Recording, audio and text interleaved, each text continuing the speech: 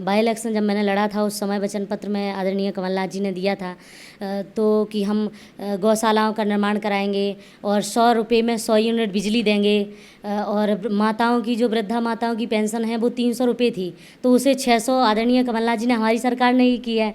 और कन्यादान योजना की बात करें तो भारतीय जनता पार्टी की ओर से 25,000 रुपये थे तो आदरणीय कमलनाथ जी ने बढ़ाकर उसे 51,000 रुपये किया। भाजपा कहती एक ऐसी कोई कन्या, एक ऐसा वर वधू पक्ष ले आओ जिसे भाजपा के 51,000 रुपये कांग्रेस ने दिए हों। वो तो ताल ठोक के कहती है, दावा कर रही है भाजपा। हाँ तो वो तो झूठ बोलते हैं, वो तो दम से बोलते हैं, झूठे ही झूठ तो बोलते हैं, पूरा जो भी बोलते हैं सब झूठ बोलते हैं। उनको उनके मन में एक मशीन ऐसी फिट है कि दम से बोलो, झूठ बोलो, जी भर के बोलो जितना बोलना है। और ये तो जनता जानती भी है, और जनता को क्या पढ़ाएंगे, वो सब जानती है। अच्छा, एक बड़ा मलरा मंच पे सभा के दौरान आलोक चतुर्वेदी पज्जन चाचा ने आपके कान में कुछ कहा था कि गुरु मंत्र दिया है, क्या था वो गुरु मंत्र? नहीं तो मुझे कोई मंत्र उन्होंने नहीं दिया।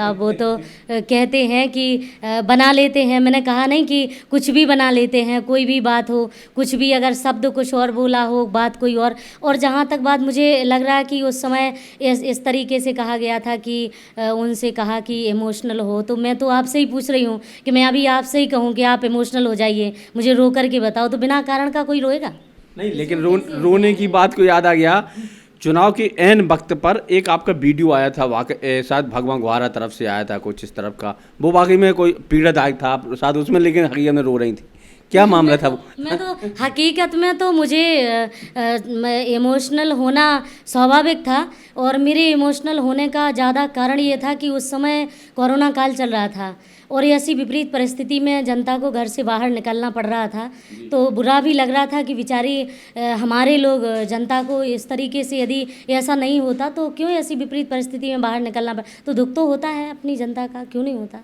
नहीं, एक बार यहाँ की जनता ने प्रद्युम्न सिंह लोधी पर भरोसा किया, कांग्रेस के जितवाया, फिर वो भाजपा में, फिर दल बदल के आए। अब भरोसा कैसे करेगी जनता? आप अपनी तरफ से क्या प्रमाण देंगी जनता को? तो चूंकि दल बदल कर ही लेते हैं, उनके ऊपर तो आरोप लगे हैं, अब कहीं आपके ऊपर तो ना, चूंकि जनता अब भरोसेमंद नेता चाहती है, स्थायित्व चाहती है नेता का।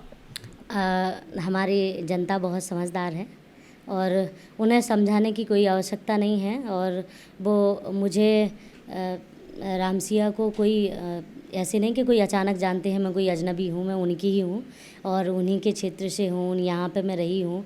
यहाँ मैं ऐसा नहीं कि कभी कभार जाती हूँ, मैं तो हर सुख दुख में, वो सुन रहे होंगे, सब जान रहे होंगे कि ये झूठ नहीं बोल रही हैं, मैं जाती रहती हूँ, उनके लिए मैं कोई नई नहीं हूँ, उनकी अपनी हूँ।